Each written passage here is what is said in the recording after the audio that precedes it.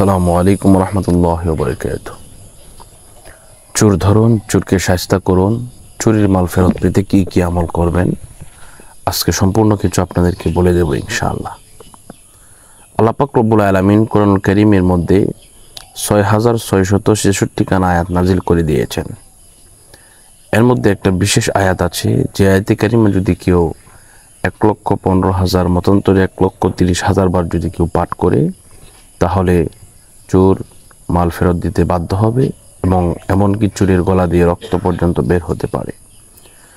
আসুন আমরা এই আমলটা ইনশাল্লাহ জেনে নেব। এর পূর্বে আপনাদেরকে বলে দিতে চাই, আপনারা যদি এই আমলটা করতে চান করতে পারেন, অথবা যদি আপনাদের সময় না থাকে বা আপনারা করতে না পারেন, তাহলে ইনশাল্লাহ আমাদেরকে বললে ডিসক্রিপশনে নাম্বার দেওয়া আছে, ফোন করলে ইনশাল্লাহ আমরা করে দেওয়ার চেষ্টা করবো ইনশাল্লাহ। তো আসুন আমরা নিয়মটা আগে জেনে নিই। নিয়মটা হচ্ছে, প্রথমত আপনাকে পবিত্রতা অবস্থায় থাকতে হবে। এরপরে আপনি একটি পবিত্র জায়গার মধ্যে বসবেন। বসার পরে আপনি প্রথমে সূরা ফাতিহা বিসমিল্লাহ সহ একবার পড়বেন। এরপরে বিসমিল্লাহ সহ সূরা ইখলাস 3 বার পড়বেন।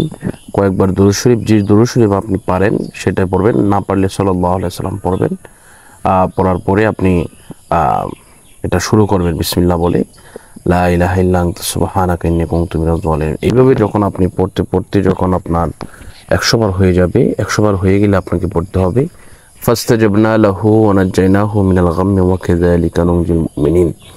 এইভাবে আপনি পড়বেন। এইভাবে পড়তে 100 বার এইভাবে পড়তে 1000, 2000, 3000 এইভাবে 1,30,000 বার পড়বেন। পড়লে দেখবেন ইনশাআল্লাহ আপনার মাল যে চুরি করেছে সে দিতে বাধ্য হবে ইনশাআল্লাহ। এটি একটি জ্বলন্ত প্রমাণ সহ একটি আমল আমি আপনাদেরকে শেয়ার করতে চাই, একটি ঘটনা। তো এই বিষয়গুলো আমাদেরকে অবশ্যই মাথার মধ্যে রাখতে হবে। আল্লাহ পাক আমাদেরকে যে ইহসান করেছেন, যে মূল্যায়ন করেছেন, যেভাবে আমাদেরকে উপলব্ধি করার চেষ্টা করেছেন, আমাদেরকে দান করেছেন, এই বিষয়গুলো আমাদেরকে জানতে হবে।